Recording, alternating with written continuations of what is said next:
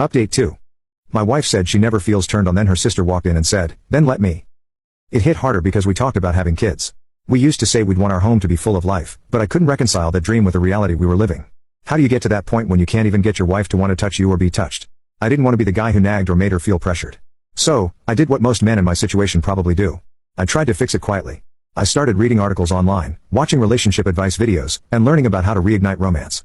I planned romantic dinners, made reservations at places she liked, tried surprises and little getaways. Sometimes she appreciated it and smiled, saying, "Thank you," and occasionally she'd enjoy herself. But most of the time, it didn't lead anywhere. Her idea of bonding was watching something together in silence. Mine was reaching out, hoping she'd meet me halfway, but she rarely did. And the more I tried to fix it, the more I began to wonder if I was the one who needed fixing. Everything changed when Rebecca's sister came to stay with us. It was around the second year of our marriage. At that point, I was still trying to fix what felt broken, hoping maybe time, effort, or patience would make things better. Rebecca had told me one evening that her sister was in trouble. Her marriage had fallen apart and she needed somewhere to stay for a while. I already knew the stories about her sister's husband. The man she had married wasn't just difficult. He was controlling, loud, and aggressive. The kind of man who thrived on arguments and power games. Everyone in the family had seen the warning signs early on. But there's only so much you can do when someone insists they're fine. Over time, the cracks in her marriage widened and things got physical. Eventually, even the sister couldn't pretend anymore, so she left him. After the divorce, she stayed in the apartment she managed to get during asset settlement. But it didn't last under her control for long. The mortgage payments were high. She wasn't making enough.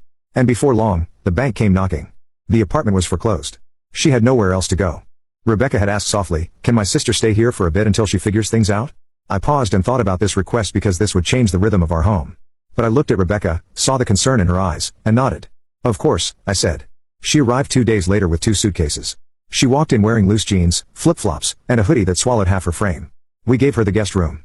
She smiled, hugged her sister tightly, and said a quiet, "Thank you" to me. I didn't know it at the time, but her presence would set in motion a chain of events I never saw coming. And from that moment on, the energy in the house began to change. My sister-in-law was the complete opposite of my wife. Not just in personality, but in how she carried herself, how she talked, how she existed in a room. Where Rebecca was quiet, reserved, and always composed, her sister was the kind of woman who didn't seem to care much for formalities or appearances. She was loud, she filled up a room and made it feel alive. She had this sarcastic sense of humor that caught me off guard at first, but over time I realized it was her way of making everything feel lighter. She didn't hold back when she had something to say, and you could always count on her to cut through tension with a joke, even if it was at her own expense. Most days, she walked around the house in oversized t-shirts, no bra, completely barefoot. And weirdly enough, it never came off as inappropriate. She didn't care much for what people thought. She wasn't trying to impress anyone. She just was who she was. To be honest, I didn't expect a bond with her at all. I thought her being in our home would feel awkward, like hosting a guest for too long. But somehow that didn't happen. We started talking more than I expected. I found myself opening up to her in ways I didn't even realize. She listened.